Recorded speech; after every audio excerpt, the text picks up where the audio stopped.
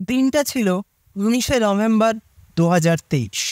স্থান আহমেদাবাদের নরেন্দ্র মোদী স্টেডিয়াম। প্রতিপক্ষ ছিল অস্ট্রেলিয়া, আর অকেশনটা ছিল আইসিসি ওডিআই বিশ্বকাপের ফাইনাল ম্যাচ। আর আজকে 24 জুন 2024। স্থান ওয়েস্ট ইন্ডিজ, আর প্রতিপক্ষ আবারও সেই অস্ট্রেলিয়া।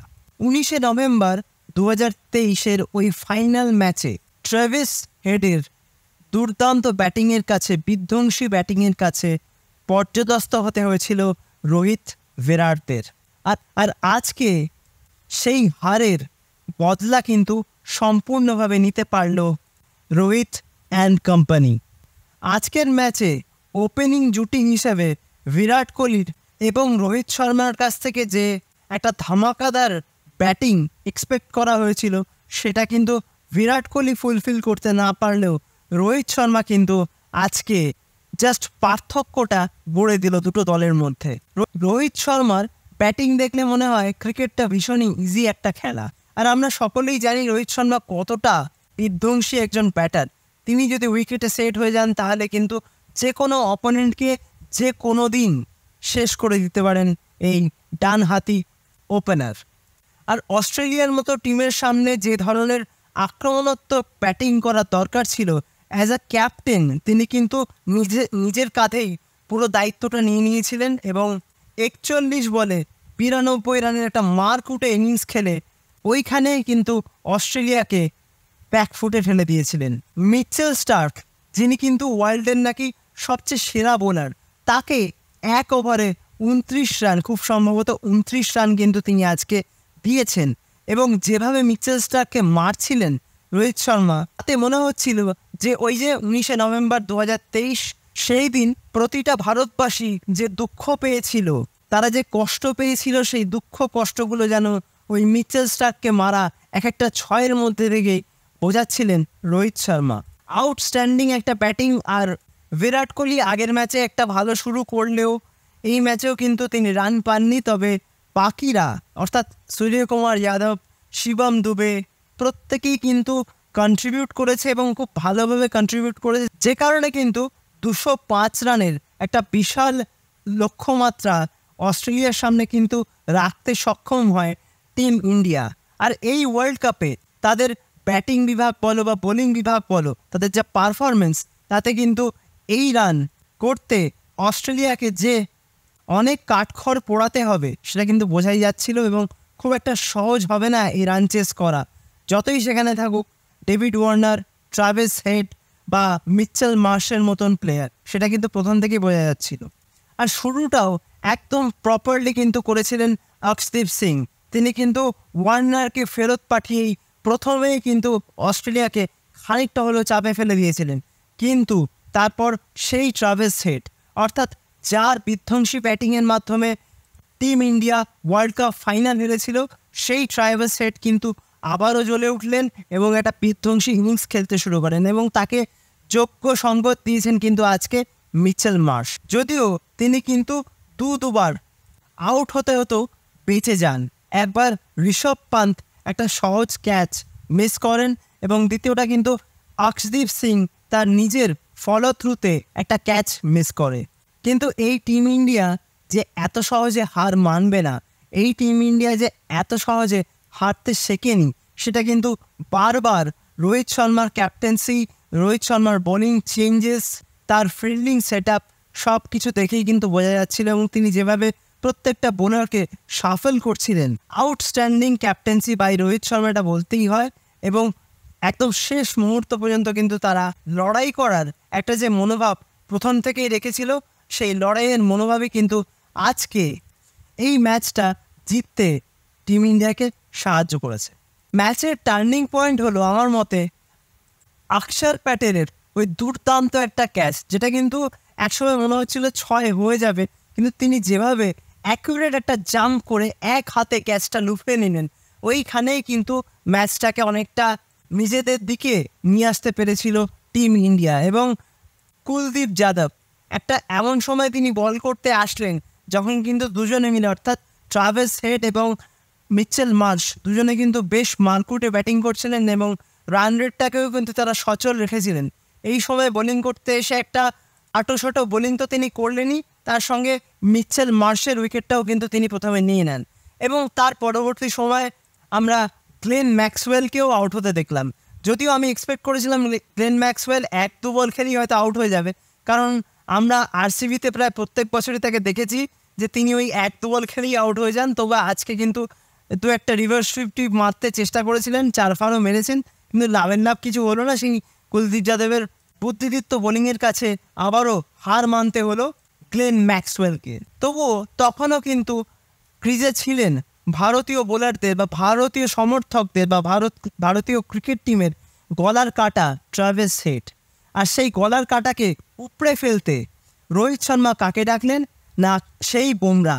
অর্থাৎ যখনই মনে হয় একটু চাপে পড়ছে টিম ইন্ডিয়া বা যখনই মনে হয় ম্যাচটা হয়তো হাতের বাইরে চলে যাচ্ছে একটুখানি, ঠিক তখনই কিন্তু ক্যাপ্টেন রোহিত শর্মা, যে মানুষটাকে সবচেয়ে বেশি হয়তো ভরসা করেন, সেই বুমরাকেও কিন্তু তিনি আবারও ফিরিয়ে আনলেন এবং ফিরে এসেই বুমরা কিন্তু ওই ট্রাভিস হেডকে পেভিলিয়নের পথটা দেখিয়ে দিলেন। একটা স্লোয়ার বলে কিন্তু তিনি তাকে পরাস্ত করলেন এবং তার ক্যাচটাকে ধরলো সেই রোহিত শর্মা।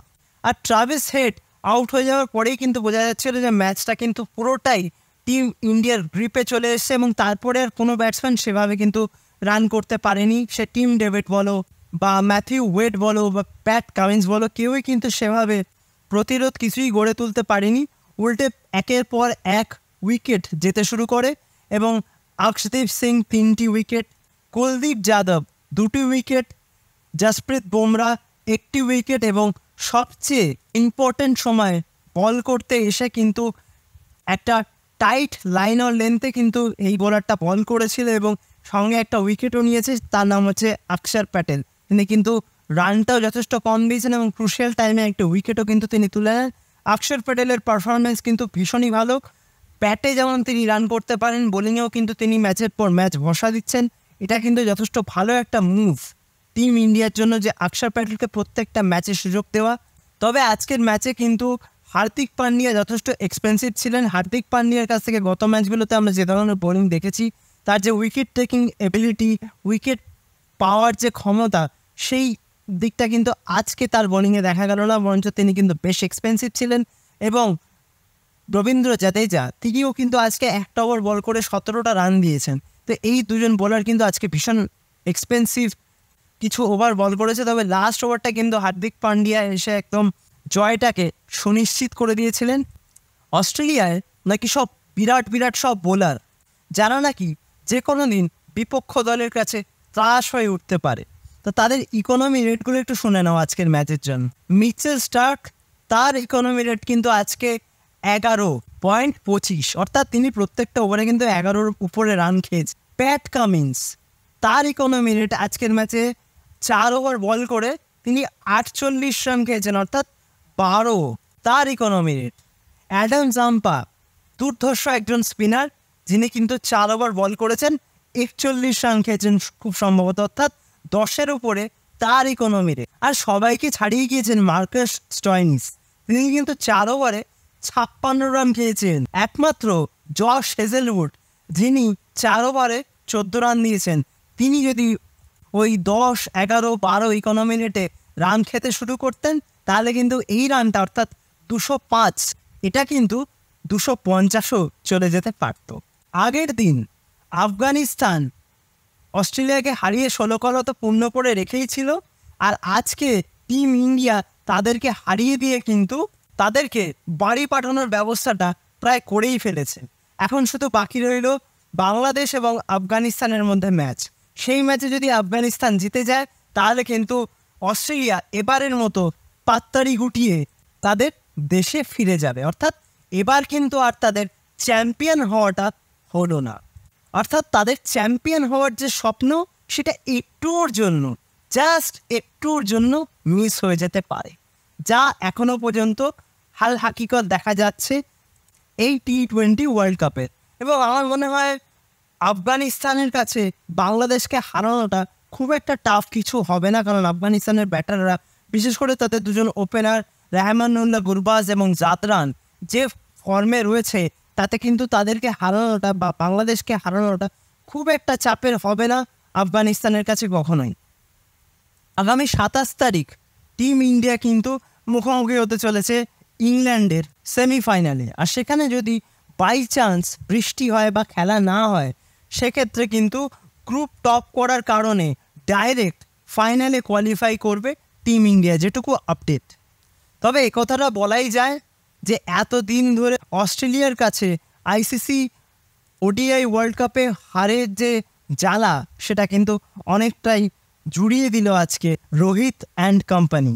এবং অ্যাজ এ ক্যাপ্টেন রোহিত শর্মার আজকের যে ইনিংসটা, সেটা কিন্তু এক কথায় অনবদ্য এবং তার পুরো ম্যাচে ক্যাপ্টেন্সি এবং তিনি যে ইন্টেন্সিটি নিয়ে প্রত্যেকটা ওভারে বোলারদের সঙ্গে কথা বলছিলেন, প্রত্যেকটা ওভারের আগে বোলারদের টিপস দিচ্ছিলেন, ফিল্ডিং সাজাচ্ছিলেন, সেটা কিন্তু তারিফযোগ্য। এখন এটাই দেখার ইংল্যান্ডের বিপক্ষে সেমিফাইনালে তারা কীরকম পারফরমেন্স করে এবং তারা যদি ফাইনালে ওঠে সেক্ষেত্রে তাদের প্রতিপক্ষ কে হতে পারে। তো তোমাদের কি মতামত এই বিষয়ে? ইংল্যান্ড এবং ইন্ডিয়ার মধ্যে যে ম্যাচটা হবে 27 তারিখ, সেই ম্যাচে কি হতে পারে, তোমাদের কি মতামত অবশ্যই আমাকে কমেন্ট করে জানিও। আর হ্যাঁ, অবশ্যই ফাইনালে কোন কোন টিমের মধ্যে ফাইনালটা তোমরা দেখতে চাইছো সেটাও কিন্তু আমাকে কমেন্ট করে জানিও। যদি আমি আমার প্রেডিকশনের কথা বলি, তাহলে আমার কিন্তু মনে হচ্ছে ইংল্যান্ড এবং ইন্ডিয়ার মধ্যে কিন্তু ইন্ডিয়াই উঠবে ফাইনালে। এবং উল্টো দিকে আমার কিন্তু মনে হচ্ছে আরও একটা অঘটন আমরা কিন্তু দেখব। যেমন আমার মনে হয় সাউথ আফ্রিকা এবং আফগানিস্তানের মধ্যে যদি ম্যাচটা বা সেমিফাইনাল হয়, সেক্ষেত্রে কিন্তু বিরাট একটা অঘটন ঘটিয়ে দিতে পারে আফগানরা। এটা আমার পার্সোনালি ব্যক্তিগত মতামত। আমার যেটা মনে হচ্ছে আমি তোমাদের সঙ্গে জাস্ট সেটা শেয়ার করলাম। তো দেখা যাক এবার কি হয়। টি-20 ওয়ার্ল্ড কাপ 2024 কিন্তু জমে উঠেছে একদম, এই কথাটা বলাই যায়। এবং আজকের ম্যাচে টিম ইন্ডিয়ার এরকম একটা জয় সুপার 8 স্টেজটাকে কিন্তু আরও বেশি করে জমিয়ে দিল। তো তোমরা কি ভাবছো প্লিজ আমাকে অবশ্যই কমেন্ট করে জানিও। আর ভিডিওটা কেমন লাগলো সেটাও কিন্তু কমেন্ট করে জানাতে ভুলো না। আর যদি ভালো লাগে তাহলে লাইক, কমেন্ট, শেয়ার এবং সাবস্ক্রাইবটা অবশ্যই করে দিও। লাইক, কমেন্ট, শেয়ার, সাবস্ক্রাইব করার পাশাপাশি কিন্তু পাশের বেল অপশানটাও প্রেস করে রাখবে, যাতে সমস্ত রকম নতুন ভিডিওর নোটিফিকেশান তোমরা সবার আগে পেয়ে যাও যখনই আমি কোনো নতুন ভিডিও পোস্ট করব। তো আজকের মতন ভিডিওটা তাহলে এখানেই শেষ করছি। দেখা হবে আবারও পরবর্তী ভিডিওতে নতুন কোনো দিন, নতুন কোনো সময়। তোমরা ভালো থেকো, সুস্থ থেকো।